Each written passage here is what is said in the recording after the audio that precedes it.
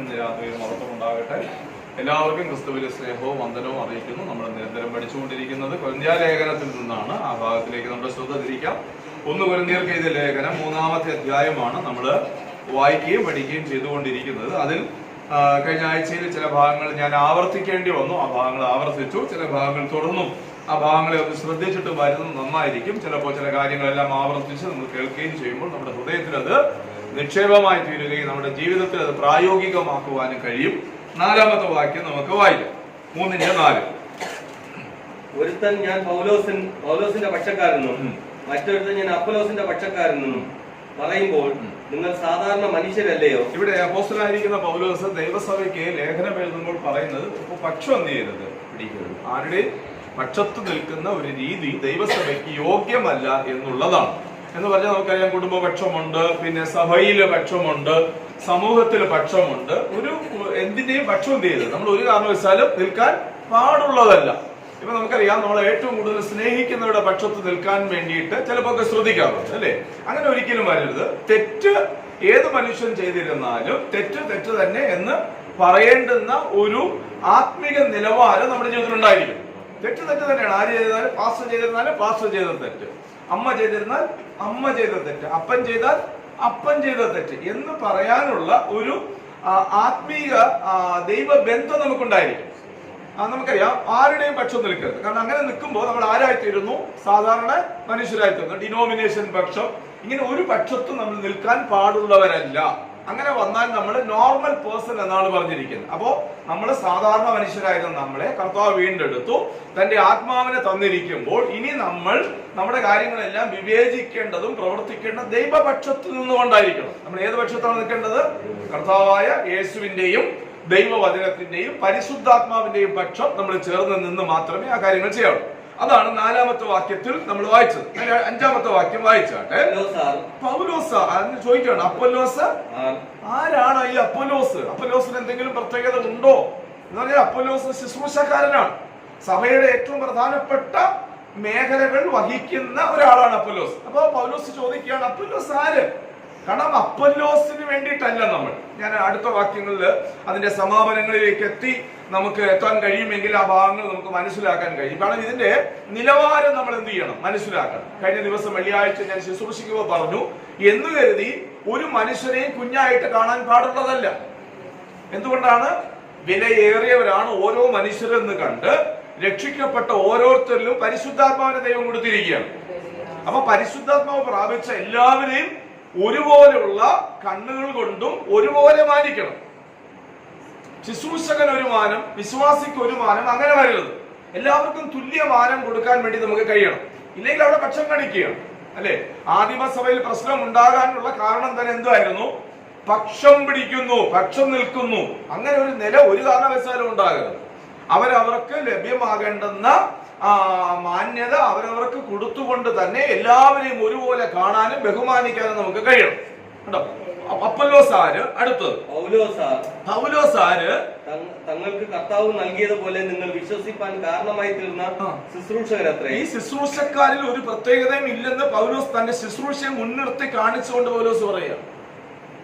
ഇത് നിങ്ങൾക്ക് വിശ്വസിക്കാൻ കാരണമായി തീർന്ന ദൈവം തന്നതുപോലെ നിങ്ങളെ ശുശ്രൂഷിക്കാൻ ദൈവം ഏൽപ്പിച്ച ശുശ്രൂഷ ദൗത്യം മാത്രമാണ് ഞങ്ങൾ ചെയ്യുന്നത്. ഞങ്ങൾ യാതൊരു പ്രത്യേകതയും കണ്ട് ആരുടെയും പക്ഷം എന്ത് ചെയ്യരുത്, നിൽക്കരുത്. അത് എന്താണ് കാര്യമെന്ന് തുടർന്ന് താഴോട്ട് പറയുന്നത് ഉള്ളതുകൊണ്ട് അവിടെ വിശദീകരിക്കേണ്ടുന്ന സമയത്ത് ഞാൻ അത് വിശദീകരിച്ചു പോകാം. അടുത്ത വാക്യത്തിലേക്ക് വരാം. 6-ാമത്തെ വാക്യം. ഞാൻ നട്ടു, അപ്പൊല്ലോസ് നനച്ചു. പൗലോസ് പറയാണ്, ഞാൻ എന്ത് ചെയ്തു? ഞാനൊന്ന് നട്ടു. ഇത്രയേ ഉള്ളൂ. എന്റെ ജോലി, എന്റെ ഡ്യൂട്ടി എന്തായിരുന്നു? ദൈവം നടാൻ എന്നെ ആക്കി, ഞാനൊന്ന് നട്ടു. അത്രയേ ഉള്ളൂ. പിന്നെ അടുത്തത് അപ്പൊല്ലോസ് എന്ത് ചെയ്തു? നനച്ചു കൊടുത്തു. അപ്പൊ ദൈവം ചിലരെ നടാൻ വേണ്ടിയിട്ടാക്കിയിട്ടുണ്ട്, ചിലരെ നനയ്ക്കാൻ വേണ്ടിയിട്ടാക്കിയിട്ടുണ്ട്. എന്റെ മികവ് കൊണ്ടോ, പൗലോസ് പറയുന്ന ആ ഭാഗം നിങ്ങൾ ശ്രദ്ധിച്ചോളേ, എന്റെ ഉപവാസം കൊണ്ടോ, എന്റെ പ്രാർത്ഥന കൊണ്ടോ, എന്റെ ത്യാഗം കൊണ്ടോ അല്ല ഒരു മനുഷ്യൻ രക്ഷിക്കപ്പെടുന്നത്. ദൈവം എനിക്ക് തന്ന കൃപയുടെ അടിസ്ഥാനത്തിൽ ക്രിസ്തു നൽകിയ വിലയാലാണ് ഒരു മനുഷ്യൻ രക്ഷിക്കപ്പെടുന്നത്. അത് ബോധ്യമാക്കി കൊടുക്കുകയാണ് സഭയ്ക്ക്. അവിടെ ആരെയാണ് മാനിക്കേണ്ടതെന്നാണ് പറഞ്ഞു വരുന്നത്? യേശുവിനെ മാനിക്കണം. യേശുവിനെയാണ് പിൻപറ്റേണ്ടത്. അതാണ് എടുത്തു പറഞ്ഞു വരുന്നത്. വായിച്ച് താഴോട്ട് വായിച്ച്. ദൈവം അത്രേ വളരുമാറാക്കിയത്. ഇതാ വളരുമാറാക്കുന്ന ആരാണ്? ദൈവമോ? മനുഷ്യൻ എന്തെങ്കിലും പോഴാനുണ്ടോ? അല്ലേ? ഞാൻ ഭയപ്പെടുന്ന ഒരു കാര്യമുണ്ട്. ചിലപ്പോഴൊക്കെ ചില സ്ഥലത്തൊക്കെ ഇരിക്കുമ്പോൾ ഭയപ്പെട്ടു പോകുന്ന കാര്യമുണ്ട്. അത് വരാതിരിക്കാൻ വേണ്ടി ഞാൻ ശ്രമിക്കുന്നുണ്ട്. ചില സമയത്ത് വന്നു പോകുന്നുണ്ടോ എന്ന് എനിക്കൊരു സംശയമില്ലാതില്ല. ഞാൻ ഇരുന്നപ്പോഴാണ് ഇതെല്ലാം ചെയ്തത്, അല്ലേ? ചിലർ പറയുന്നത് ഞാൻ കേട്ടിട്ടുണ്ട്. ഞാൻ വന്നതിന് ശേഷം എന്റെ സഭയില് 5 പെൺകുട്ടികളുടെ വിവാഹം നടന്നു. അപ്പോ ഈ പാസ്റ്റർ വന്നില്ലായിരുന്നെങ്കിൽ പെൺകുട്ടികളുടെ വിവാഹം ഒന്നും എന്ത് ചെയ്യില്ലായിരുന്നു? നിങ്ങൾക്ക് മനസ്സിലായില്ല.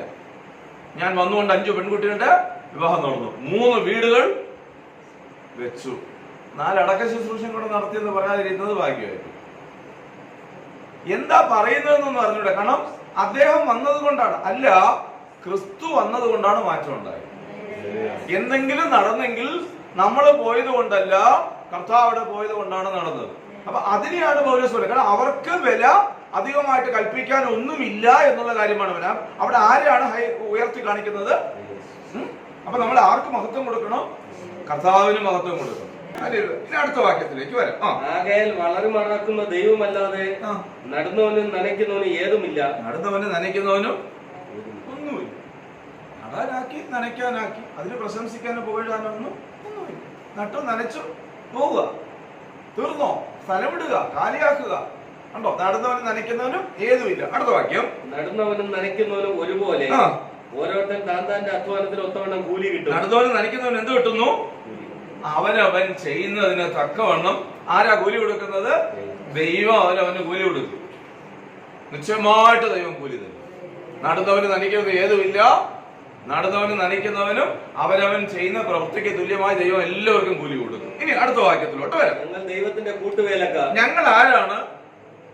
ഇതിന് ദൈവത്തോട് കൂടെ ചേർന്ന് നിന്ന് വേല ചെയ്യുന്ന ഞങ്ങൾ കൂട്ടുവേലക്കാരാണ്. മറ്റൊന്നും ഞങ്ങളെ കുറിച്ച് ഞങ്ങൾക്ക് പ്രശംസിക്കുവാനില്ല. ദൈവത്തിന് വേണ്ടി ഞങ്ങൾ കൂട്ടുവേലക്കാർ. അടുത്ത വാക്യം. ഞങ്ങൾ ദൈവത്തിന്റെ കൂട്ടുവേലക്കാർ. ഞങ്ങൾ ദൈവത്തിന്റെ കൂട്ടുവേലക്കാർ. നിങ്ങൾ ദൈവത്തിന്റെ കൃഷി. നിങ്ങൾ ദൈവത്തിന്റെ കൃഷി, ദൈവത്തിന്റെ ഗൃഹനിർമ്മാണം. നിങ്ങൾ ദൈവത്തിന്റെ ആരാണ്? ഗൃഹനിർമ്മാണമാണ്. നിങ്ങളെ പണിയാൻ ദൈവം ഞങ്ങളുടെ കയ്യിൽ എന്ത് ചെയ്തിരിക്കുന്നു? ഏൽപ്പിച്ചിരിക്കുന്നു. അത് എങ്ങനെയാണ് ഞങ്ങൾ പറയുന്നത്? ദൈവവചനത്തിന്റെ ആധാരമായിട്ടുള്ള പണിയാണ് ഞങ്ങൾ ചെയ്യുന്നത്. സ്തോത്രം, ഹല്ലേലൂയ. അതാണ് നമ്മൾ പറഞ്ഞു നിർത്തിയത്. 9 വരെയുള്ള വാക്യങ്ങൾ നമ്മൾ കഴിഞ്ഞ പ്രാവശ്യങ്ങൾ പറഞ്ഞു നിർത്തി. അന്ന് ഞാൻ റിപ്പീറ്റ് ചെയ്തതേ ഉള്ളൂ. അതിൽ പ്രധാനമായിട്ട് നമ്മൾ ഹൈലൈറ്റ് ചെയ്ത് നിൽക്കുന്നത്, സാധാരണ മനുഷ്യരായി നമ്മൾ നിലകൊള്ളാതെ, വിഭാഗീയത പുലർത്താതെ, കുടുംബത്തിലായിരുന്നാൽ പോലും എന്ത് വരരുത്? പക്ഷം നിൽക്കരുത്. കുടുംബത്തിലായിരുന്നാൽ പോലും, അല്ലേ? ഭർത്താവിന്റെ പക്ഷം, ഭാര്യയുടെ പക്ഷം എന്ന് പറഞ്ഞ് അവഹേളിച്ച് കാണിക്കാനെന്നാണോ പറഞ്ഞിരിക്കുന്നത്? അല്ല, അവരോട് തെറ്റ് തന്നെ എന്ന് പറയാനുള്ള ഒരു ധൈര്യം നമ്മൾ ആത്മാവിൽ കാണിക്കാൻ തയ്യാറാണ്. ഓക്കെ, നമുക്കിനി 10ാമത്തെ വാക്യം മുതൽ വായിക്കാം. എനിക്ക് ലഭിച്ച ദൈവകൃപയ്ക്ക് ഒത്തവണ്ണം.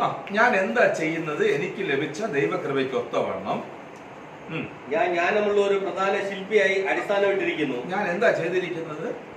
എനിക്ക് ലഭിച്ചിരിക്കുന്ന കൃപയ്ക്കൊത്തവണ്ണം ജ്ഞാനമുള്ള ഒരു പ്രധാന ശില്പിയായിട്ട് ഞാൻ എന്ത് ചെയ്തിരിക്കുന്നു? അടിസ്ഥാനം. അപ്പൊ എന്നെ എന്തിനാണ് ദൈവം ഏൽപ്പിച്ചിരിക്കുന്നത്? അടിസ്ഥാനം ഇടാൻ വേണ്ടിയിട്ട് എന്നെ ദൈവം ഏൽപ്പിച്ചിരിക്കുകയാണ്. അത് എങ്ങനെയുള്ള പ്രധാന ശില്പിയായിട്ട് ദൈവം എനിക്ക് തന്നിരിക്കുന്ന ജ്ഞാനത്തിനൊത്തവണ്ണം ഞാൻ ഇങ്ങനെ ബേസ്മെന്റ് ഇട്ട് പോവുകയാണ്. കണ്ടോ? പൗലോസ് ക്രിസ്തു എന്ന അടിസ്ഥാനം ഇട്ടിരിക്കുന്നതിന്റെ മുകളിലാണ് ബാക്കി എല്ലാ പണികളും നടക്കുന്നത്. ഞാൻ എന്റെ ജോലി ഇത്രയേ ഉള്ളൂ. അടിസ്ഥാനം ഇടുക എന്നുള്ള ജോലി മാത്രമേ എന്റേതുള്ളൂ. അതിന്റെ മുകളിൽ പണി ആരുടെയാണ്? നമ്മുടെ ഓരോരുത്തരും അതിന്റെ മുകളിൽ പണിയണം. മനോഹരമായിട്ട് നമ്മൾ വ്യക്തിപരമായി അതിന്റെ മുകളിൽ പണിയാൻ വേണ്ടിയിട്ട് ദൈവം നമ്മളെ ആക്കിയിരിക്കുകയാണ്, അല്ലെങ്കിൽ ദൈവം നമ്മളെ വിളിച്ചിരിക്കുകയാണ്. സ്തോത്രം. ഇനി താഴോട്ട് വായിച്ച്. മറ്റൊരുത്തൻ മീതെ പണിയുന്നു. മറ്റൊരുത്തൻ എങ്ങനെ പണിയുന്നു? അതിന്റെ മീതെ അവൻ പണിയുന്നു. താൻ എങ്ങനെ പണിയുന്നു എന്ന് ഓരോരുത്തരും നോക്കിക്കൊള്ളട്ടെ. ഇനി ഓരോരുത്തൻ തന്റെ പണി എങ്ങനെയാണെന്ന് എന്ത് ചെയ്യണം? ഞാൻ എങ്ങനെയാണ് പണിയുന്നു എന്ന്. എന്തു പണിയാണ്? ഗൃഹനിർമ്മാണത്തിന്റെ പണി. അവൻ എങ്ങനെയാണ് പണിയുന്നതെന്ന് അവനവൻ നോക്കിക്കൊള്ളണം. കാരണം ഒരു ദിവസം നമ്മൾ ചെയ്യുന്ന പണി തീയാൽ ശോധന ചെയ്യപ്പെട്ട് വെളിപ്പെടും. കണ്ടോ? ഒരു ദിവസം വരും, നിശ്ചയമായിട്ട് തീ കൊണ്ട് ശോധന ചെയ്ത് ഈ പണിയെല്ലാം പുറത്തു വരുന്ന ഒരു ദിവസം വരും. അന്നാണ് നമ്മൾ എന്തു ചെയ്തു എന്നുള്ളത് വ്യക്തമായി അറിയാൻ കഴിയുന്നത്. ഇനി അടുത്ത വാക്യം. യേശുക്രിസ്തു എന്ന് ഇട്ടിരിക്കുന്ന അടിസ്ഥാനമല്ലാതെ. അപ്പൊ അടിസ്ഥാനം ഏതാണ്? യേശുക്രിസ്തു എന്ന് ഇട്ടിരിക്കുന്ന അടിസ്ഥാനമല്ലാതെ മറ്റൊന്നിടുവാൻ ആർക്കും കഴിയില്ല. മറ്റൊന്നിടുവാൻ ആർക്കും എന്തല്ല? സാധ്യമല്ല. അപ്പൊ പണി ഏതിലായിരിക്കണം?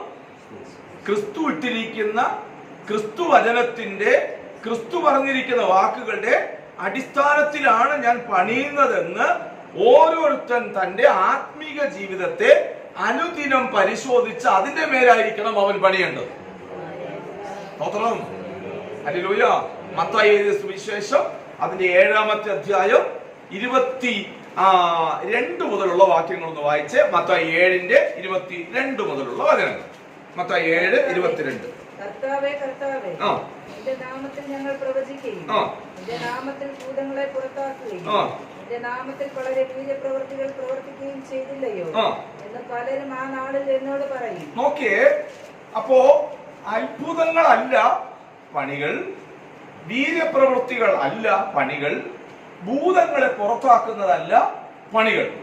ഇതിനെല്ലാം എന്തെങ്കിലും പ്രതിഫലം കിട്ടുമോ എന്ന് ചോദിച്ചാൽ ഇതിനൊന്നും ഒരു പ്രതിഫലവും മനുഷ്യന് കിട്ടുകയില്ല.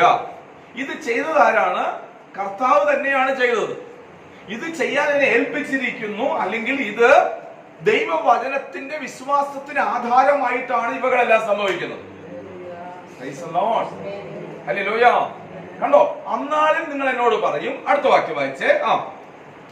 ഞാൻ അവരോട് ഞാൻ ഒരു നാളും നിങ്ങളെ അറിഞ്ഞിട്ടില്ല. ഒരു നാളും നിങ്ങളെ ഏത് ചെയ്തവരോടാണ്? ഭൂതങ്ങളെ പുറത്താക്കി, പ്രവചിച്ചു, രോഗികളെ സൗഖ്യമാക്കി, ഇതെല്ലാം ചെയ്തവരോട് പറയാണ് ഞാൻ നിങ്ങളെ ഒരു നാളും ഭയപ്പെടേണ്ടുന്ന ഒരു മേഖലയാണത്. അല്ലേ? നമ്മൾ ഏറ്റവും വിലമതിക്കുന്ന ഒരു ശുശ്രൂഷ ഇതല്ല. ഒരു വാല്യൂ ഇല്ലാത്ത ശുശ്രൂഷയാണ് ഇത്. ദൈവം ചെയ്യുന്നതാണ്. എനിക്കൊന്നും അതിനകത്ത് പുകഴുവാനോ പറയുവാനോ ഇല്ലാത്ത കാര്യമാണ്. പക്ഷെ ഞാൻ പണിയേണ്ടത്, എന്റെ ഗ്രഹം പണിയേണ്ടത് എങ്ങനെയാണ്? ദൈവ വചനത്തിന്റെ വ്യവസ്ഥ പ്രകാരമുള്ള ആത്മീയ ജീവിതമാണോ ഞാൻ ചെയ്യുന്നത് എന്നാണ് ഞാൻ എന്റെ ജീവിതത്തെ പരിശോധിക്കുന്നത്. എന്റെ വാക്കുകള് ദൈവവചനവുമായിട്ടുള്ള ബന്ധത്തിലുള്ളതാണോ? ഇല്ലെങ്കിൽ എന്തോ ചെയ്തെന്ന് അറിയാമോ?